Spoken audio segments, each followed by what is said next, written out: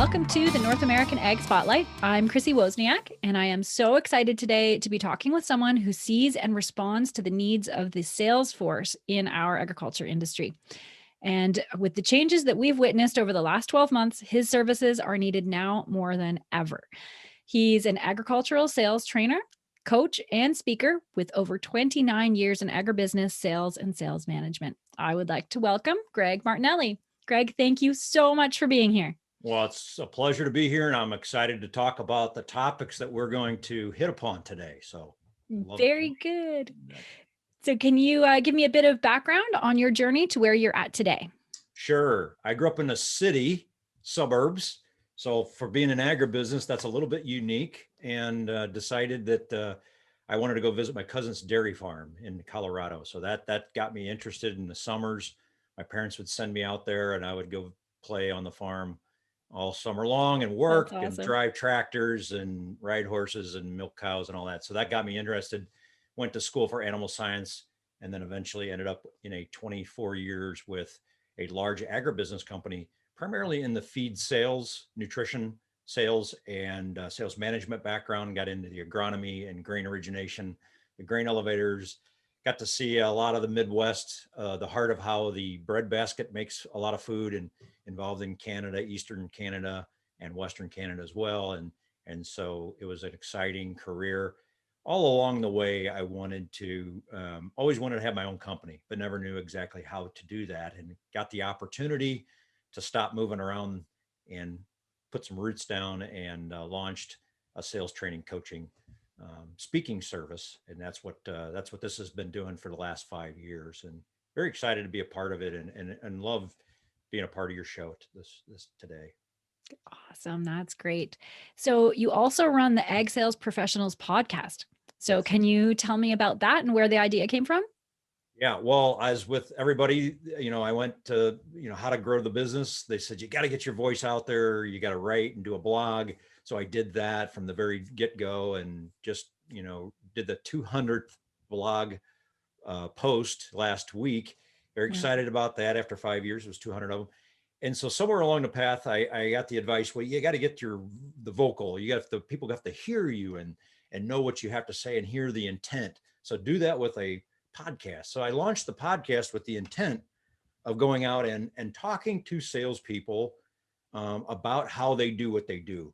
I did run into a little roadblock. People don't like to necessarily tell their competitors how they do what they do. So I end up talking a lot about my own blog topics, and then interviewing and meeting with people like yourself, people that support the agribusiness. So there's interviews mixed with actual blog topics that I do on a weekly basis. So that's kind of where that's at. And it's on all the different channels, all the different places, and of course on the websites as well. Oh, that's awesome. So who are you aiming to reach with the podcast? Who's your target? Absolute primary target is anybody who makes a living by going out and selling to farmers, livestock producers, and agribusiness buyers. So it's it's funny that people will say, well, Greg, why such a narrow focus? I say, you don't understand. There's an army. People that aren't in agribusiness don't understand how big of an audience that is. You go to a trade show, if they're available, go to a trade show and you'll see booth after booth. Anybody that's trying to figure out how to be a better connector with the farmers and livestock producers. And then of course, a lot of those products have to be sold to dealers and I call them agribusiness buyers, but that's who the audience really is for what I speak to. And that's primarily because that's what I was. They said, well, the other question I get is, Greg, why don't you speak to the C-suite, the CEOs and COOs, and because they're the ones that have more money. I said, well, I never was a COO. I didn't make it that far. I only made it, one rung up, and that's what I knew how to do and what I know how to speak to. And so I focus on that. And I think it's it's a market that's in need of somebody that came from the business to speak about it and just talk about it. I frequently get the comment, thanks for doing this for the industry. And I never realized that I'm doing it for the industry. I'm really kind of just doing it because that's what I know. And so, yeah.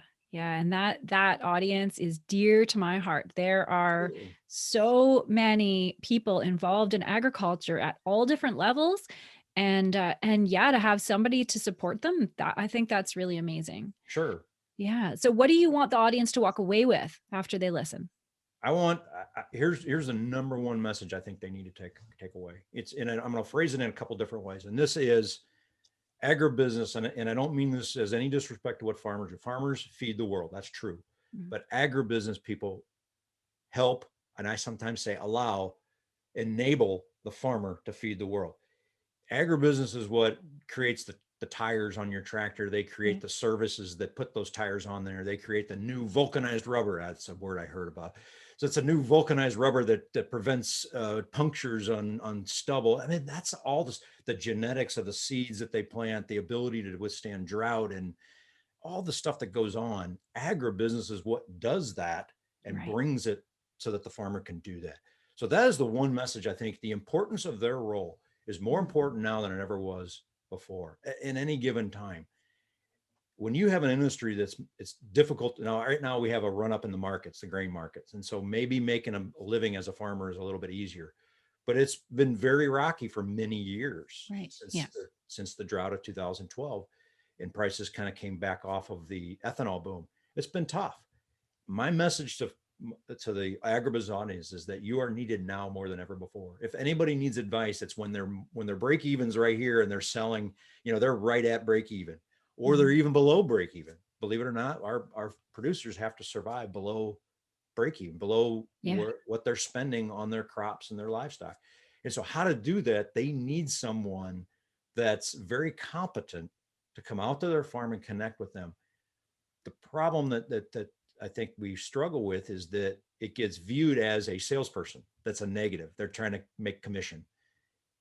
Get that out of their head and get that out of your head and get past that and realize that Yeah. you need to become a That's it. trusted advisor and help them do what they need to do. So that would be the message. I think that those two kind of, you enable the world to eat Yes. in Yeah. what you And bring. that's honorable. Absolutely. Yeah. Absolutely. Yeah. And I know few salespeople in agriculture that do it for commission. They do it Not because they are serving the industry. right. If you Yeah. were, you'd go do something with tremendously outrageous margins and Yeah, exactly. a lot. It's a lot. They always say it's a lot easier making a living doing. That's true. Yeah. Absolutely. Mhm. And so, in terms of trends in sales and sales management, what have you been seeing in the last year? Well, obviously, the crisis hit with pandemic and the Mhm. trends. What I view it, people always ask me, how do you sell or should we be selling? And this is no time to sell. And I usually disagree with those and have to explain what selling is in order to Yeah. explain that you need to be selling all the time. The way you sell might have changed, but I think what the pandemic and what the trends are this last year is that with a crisis, like any major crisis in the world, it speeds up a change. So, if we had the housing boom bust in 2008, it all of a sudden sped up the change in how lending was done, Right. and so it enacts things. And so what I think I've seen with agribusinesses is it sped up the number one. It sped up everybody with technology. Everybody's now Zooming and Snapchatting, and they're all getting comfortable with it. It forced it. If your customers that maybe didn't like it before, if they wanted to see their grandkids and their kids, they Mhm. are now they need to get online and find out what Snapchat's all about, or Facebook is all about. It's no longer an option for them to be part of their family. So Yeah. that really helped us. And so that's one of the trends that I see is that trend towards faster technology of realizing we need it. The second thing I think that's being evaluated is the go-to-market strategy. And by that, Mhm. I mean, and I always tell people, especially in sales and especially when you're in a company, be evaluating make sure you're evaluating your effectiveness of why you're part of a business. In Mhm. today's environment where a lot of stuff can be converted to online purchasing or purchasing from across state, equipment, tractors are being shopped all over the place to find the exact one that they want. Didn't happen previously. You need to make sure, and I see the trend is the go-to-market strategy. How many salespeople do we need? We're going from, I need a Acme salesperson in every county to, Mhm. hey, how many salespeople do we actually need in Smith County, Arkansas, or Macon County, Georgia? How many actual people do we need on the ground? Could we serve that Great point. market in a different way? And so they're reevaluating. Everybody went home and officed out of their home, and I was like, great. I says, people are going to start wondering, do we need you now? That evaluation is a very deep discussion Yes. about what do they do and the personal touch that they provide as companies get bigger and maybe more remote. But I see that as a trend. And the other trend I think that's going on, I think is really critical as a positive, is getting very specific in customer segmentation, Mhm. is knowing who are our customers and where are they buying our products, and marketing and focusing on those pathways, and not saying we're going to serve the 50 acre and the 5,000 acre person.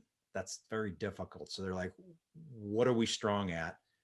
What can we ask somebody to pay more to us versus online or from another county? So that's Yeah. probably the bigger sales management type company trends.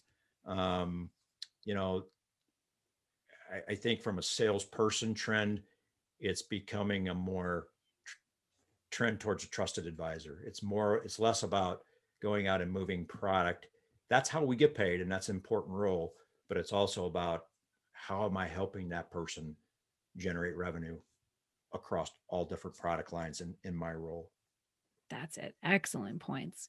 Yeah, And how can producers and farmers leverage sales reps as broader resources? absolutely. This is one of those areas. Again, it's a recommendation of both the producers, the buyer, and the salesperson, and that is, you have more to bring. They have more to bring to the table than producers really realize. Mhm. There's technical people, PhDs. There's always somebody creating the products, whether it's in their company or their vendors, and there's people that supply them. They are connected with a wide variety of industry people that they can bring to the table. I mentioned you previously about, I was a nutritionist and I got asked about shavings suppliers, Right. because Yeah. apparently shavings at one point were tough to get, and and somebody wasn't putting 50 pounds in the little bale of shavings. They were stretching it out. And so all these things were going on. I was getting asked a lot about that. I also sold into the poultry industry nutrition products, but was asked frequently about diagnosing sick animals. So who can go post an animal and figure out what's going on?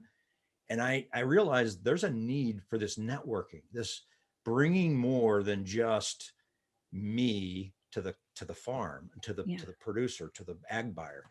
And they value that tremendously. Once you get known for someone, it's not necessarily you can walk out and say, hey, this is what I am, but it's when you're a resource and you know people and you're connected in the industry. So it's getting a lot of curiosity. So the advice for the producer is ask a lot of questions. Who do you know that's doing this? Where are you seeing other examples of this? Um, and I always tell salespeople, you're in a unique role. You go all day long, farm to farm to farm, producer to Exactly. producer, producer. You see things that are working and that are, you don't have to go to the next one and say it by name. You can't say, hey, Steve up the road is doing this, or Chrissy over here's doing this. That's a little, Mhm. unless you have permission. But you certainly can say, hey, I see producers that evaluate their break evens by using this method. Maybe you don't have to use that, but it's showing an example to them of what the opening their mind to a possibility. Or a lot of people having problems with whatever it is on their tractor, getting service or getting parts. Here's what they're doing to solve that, and being able to help them. I think it's so important that you bring that understanding of going farm to farm, and Right. let the producer as you. Yeah. Yeah. That's a really good point too. So, what's your advice to egg sales professionals in this climate, not knowing when face-to-face events will become normal again? What do you say to them? I Biggest thing they can do is build their personal brand, and build it in person if they can, online if they can't, through email, there is a huge opportunity for agribusiness professionals, salespeople predominantly. And that is to, right now, we're really camera shy folks. We don't like to get on camera and beat our drum that we're great people. And you don't have to in order to get the message out. Content marketing is a tremendous tool that salespeople can use. I'm sure you do it with some of your clients and you advise them as well. is being out there, getting the videos, getting the raw footage of what you're doing, what makes you different. And there's a step-by-step process you can go through. And it's a great tool. And even if you don't want to be the one beating the drum that you're great, have somebody take the video of you. That would be my advice to people is, Yeah. if you are camera shy and you don't want to have your own blog, there's people behind the scenes that'll do all the hard work. I mean, the hard work is not the content. Tractors, agribusiness, nutrition and agronomy. Just go on camera and talk. That's all you got to do. Or write a few sentences about what it is that makes what needs to happen, or what are the problems your customers are having, and address those problems in a format and online, some format. And the tough part, as is the splicing, the editing, the posting in the YouTube format, and then you got the LinkedIn format, and then you got the whatever format, whatever's next. Now it's I forget. There's a new platform out there that everybody's using, but anyway, that's the tough part, and somebody's doing that for them. Typically, in most companies. So I understand you have a training course for salespeople as well. How does that go? How does that work? A variety of different ways. I do customized stuff for individual companies, and then I do an online virtual course, which they can be participating in, and then I do live, Zoom type stuff. I shouldn't say live, but I do in person. So there's a variety of ways to get involved from an individual standpoint or from a team standpoint, and I enjoy all of it. I mean, obviously being in person is the best, but the website, my website is a great way for them to find it. There's ads and click buttons all over there, some free webinars that they can view and see if it's for them, as well as just a variety of different write-ups and quick videos, and a YouTube channel like we all do. We have all kinds of social media out there with different ways for them to learn about us and what we do. That's great. So where can people find you? www.gregmartinelli.net. Doesn't get simpler than that. That's good. Yeah, gregmartinelli.net. Ag Sales Professionals, I bought them all. Ag Sales Professionals is the LLC, the company name, so they can look up Ag Sales Professionals. If they look up agribusiness sales training, any of those things, I should be high enough in the search there that they find me. Ag Sales Professionals TV is the YouTube TV channel. Right. And then, of course, the podcast, as we talked about, is on, Stitcher and Spotify and all those, and iPods and stuff like that. Perfect. Yeah. So definitely recommend listening to your podcast if you're in ag sales, for sure. It's nice to know that you're kind of building a community for an audience that really does need it. Absolutely. I think that's really great. So one last question. How do you personally want to impact the ag industry? How do you want to be forever remembered? Making a difference in the lives of the people that I work with. So my little motto thing, on my is make a lot of money, sell a lot of products and all that stuff, but it's making a difference in the lives of the people that I work with. And I think that's the thing, that as you get done and you remember back to the great people that you work with and the managers that I had that I really enjoyed, and is they made a difference in my life. They gave me a different perspective. They were part of more than just my boss and did great things, and more than just provided a way for me to make a lot of money or anything like that. Is that, they changed who I was as a person. I think that's the thing that we can do is in our jobs, in our roles as salespeople, and as trainers, whatever we're doing, is how do we make a difference in the lives of the people that we interact with, whether that's 10 or 10,000 or 10 million. It's having that impact and being remembered. Absolutely. That's really awesome. So thank you so much for joining me today, Greg. And thanks to all who are watching or listening. If you want to hear the podcast, go to northamericanag.com and go to the Best of Ag page. You'll find it there as well, which Best of Ag is a podcast library of just agriculture-based podcasts. And the links are provided in the notes below. So thanks so much, Greg. Thank you.